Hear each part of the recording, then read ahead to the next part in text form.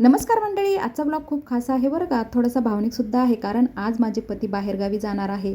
पण त्यांना रिकाम्या हाताने तरी कसं पाठवणार, म्हणून मी त्यांच्या प्रवासासाठी प्रेमाने घरची पौष्टिक शिदोरी तयार केली बरं का. एवढंच नाही तर त्यांच्या मित्रांसाठी अगदी नगरी ठेचा, झणझणीत असा नगरी ठेचासुद्धा बनवला बरं का. शेवटी मुलांनी बाबांना सिओप करताना काय केलं ते पाहून तुमच्याही चेहऱ्यावर खूप हसू येईल, त्यामुळे हा व्हिडिओ शेवटपर्यंत नक्की बघा.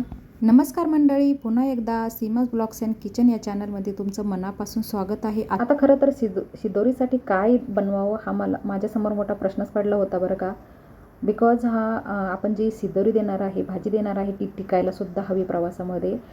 तर मी बनवली आलू फ्लावर आणि माझ्या पतीला ही अशा पद्धतीची आलू फ्लावर खूप आवडते. आणि प्रवासात पोटभर आणि चविष्ट जेवण मिळावं म्हणून घरगुती पौष्टिक आणि ताजं जेवण मी अशा पद्धतीने बनवलं. घरच्या जेवणाची चव आणि त्यातलं प्रेम हे कुठल्याही हॉटेलच्या जेवणात कधीही मिळत नाही, बरोबर ना. फक्त त्यांच्यासाठीच नाही तर त्यांच्या मित्रांसाठी सुद्धा मी खास मिरचीचा ठेचा बनवला आहे. तर आपल्या नगर भागामध्ये नगरी ठेचा म्हणून प्रसिद्ध असलेला, महाराष्ट्रात खूप पॉप्युलर असा प्रसिद्ध असलेला मिरचीचा ठेचासुद्धा मी बनवला. जेवणाची चव वाढवणारा हा पदार्थ आहे. भाकरी असो, पोळी असो किंवा साधा भात ठेचा असेल तर जेवणाची मजाच काहीतरी वेगळी असते. म्हणून मी त्यांच्या मित्रांसाठीही हा ठेचा अशा पद्धतीने बनवला, भरपूर असा बनवला होता. बिकॉज त्यांचे मित्र हे बाहेरगावचे असल्यामुळे, अदर स्टेटचे असल्यामुळे त्यांना प्रचंड इच्छा होती की नगरी ठेचा खाण्याची. त्यामुळे त्यांनी, माझे मिस्टर गावी आले होते तर त्यांनी सांगितलं त्यांच्याकडे की नगरी ठेचा भरपूर प्रमाणात घेऊन ये आमच्यासाठी. तर मी अशा पद्धतीने त्यांच्यासाठी नगरी ठेचा बनवला आणि तोसुद्धा माझ्या पतीकडे पॅक करून दिला.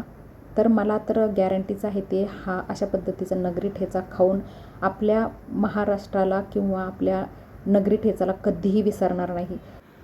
तर इथे आपल्या तयार झालेली आहे शिदोरी. मी इथे भाजी बनवली, चपाती बनवली आणि ठेचासुद्धा बनवून घेतलेला आहे.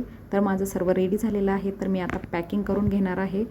तर आपली शिदोरी पॅक करण्यासाठी मी इथे खाली अशा पद्धतीने एक पेपर अंथरलेला आहे. त्यावरती मी चपात्या बनवून घेतलेल्या आहेत ना, त्या ठेवलेल्या आहे आणि पॅकच करत होते. तर मिस्टर म्हणाले की त्यामध्ये ठेचासुद्धा ठेव, मी जो बनवला होता तो.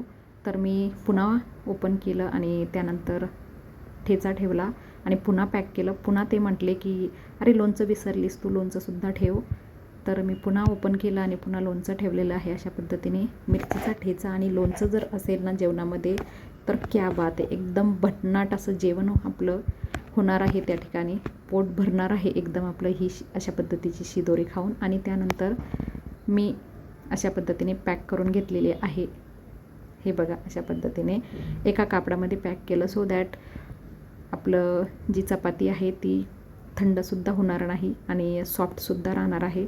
तर अशा पद्धतीने मी पॅक करून घेतलेलं आहे. ते ठेवले आता मी साईडला. आणि आता भरणार आहे मी एका डब्यामध्ये आपली भाजी.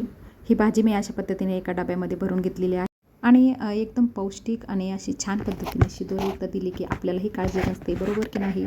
आणि त्यानंतर मी आता घेतलेला आहे आपला तयार केलेला ठेचा. तो मी एका जारमध्ये अशा पद्धतीने भरून घेतलेला आहे. आता आपली शिदोरी रेडी झालेली आहे, बघू शकता तुम्ही. जेव्हा आपले पती बाहेर जातात तेव्हा आपण त्यांना जी शिदोरी दिलेली असते ना, त्यानंतर जो आपल्याला आनंद मिळतो ना, सुकून मिळतो, तो काहीतरी वेगळाच असतो, बरोबर की नाही. तुम्ही देता की नाही शिदोरी तुमच्या पतीसोबत, ते मला कमेंट करून नक्की कळवा. एक भन्नाट असा किस्सा घडला बरं का. लिटरली म्हणजे पतीच्या जाण्याच्या वेळेलाच कैवल्य झोपेतून बाहेर आला. आम्हाला अपेक्षा नव्हती की तो एवढ्या लवकर उठेल, बिकॉज संडे आहे त्यामुळे तो लेट उठणार हे आम्हाला माहीत होतं. तो लिटरली लवकर उठला त्या दिवशी आणि उठल्या म्हटला की पापा मी तुम्हाला स्वयंपाक करण्यासाठी खाली येतो. तर त्याला ते एक्सप्रेशन त्याचं ते बघून आम्हाला बिलकुल अपेक्षा नव्हती की तो त्यांना स्वयंपाक करण्यासाठी खाली जाईल आणि लवकर उठेल आणि बाय बाय करेल. बट त्यांनी ते केलं. आम्हाला खूप आनंद झाला ते बघून.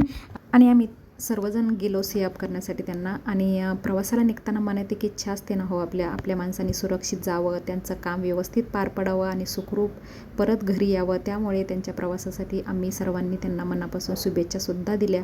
मला खात्री आहे की त्यांनी ही घरची शिदोरी आणि मिरचीचा ठेचा खाल्ल्यानंतर त्यांना आमची आठवण वारंवार येणार आहेत.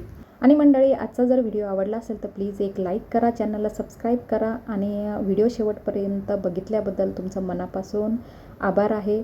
आणि भेटूया तर अशाच इंटरेस्टिंग व्हिडिओमध्ये. तोपर्यंत काळजी घ्या. राधे राधे.